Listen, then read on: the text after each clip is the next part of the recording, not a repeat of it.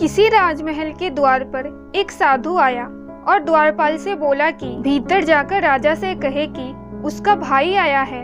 सूचना मिलने पर राजा मुस्कुराया और साधु को भीतर बुलाकर अपने पास बैठा लिया। साधु ने पूछा, कहो अनुज, क्या हाल चाल है तुम्हारे? मैं ठीक हूँ, आप कैसे हैं भैया? राजा बोला। साधु ने कहा, जिस महल में मैं रहता था वो पुराना और जर्जर हो गया है, कभी भी टूटकर गिर सकता है। मेरे 32 नौकर थे, वे भी एक एक करके चले गए। 5 रानियां भी वृद्ध हो गई हैं, अब उनसे कोई काम नहीं होता। यह सुनकर राजा ने साधु को 10 सोने के सिक्के देने का आदेश दिया। साधु ने 10 सोने के सिक्के कम बताए।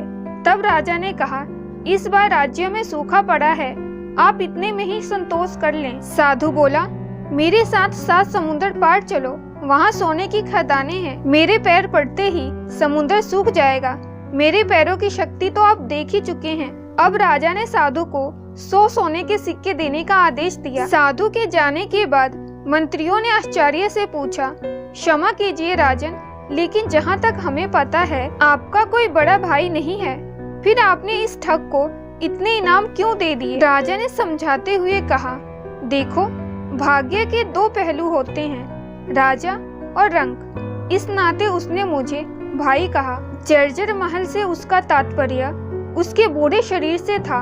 32 नौकर उसके दांत थे और 5 रानियां उसकी 5 इंद्रियां थी। समुद्र के बहाने उसने मुझे उल्हाना दिया कि राजमहल में उसके पैर पड़ते ही मेरा राजकोष सूख गया है, क्योंकि मैं उसे मात्र 10 सिक्के ही दे रहा था, जबकि मेरी हैसियत उसे सोने से तौल देने की है। इसलिए उसकी बुद्धिमानी से प्रसन्न होकर मैंने उसे 100 सिक्के दिए हैं और कल से मैंने उसे अपना सलाहकार नियुक्त किया है। दोस्तों, इस कहानी से यह सीख मिलती है कि किसी व्यक्ति के बाहरी रंग रूप से उसकी बुद्धिमानी का अंदाजा नहीं लगाया जा सकता। इसलिए हमें सिर्फ किसी के खराब कपड़े पहने या वो देखने में अच्छा नहीं है उसके बारे में गलत विचार नहीं बनाना चाहिए।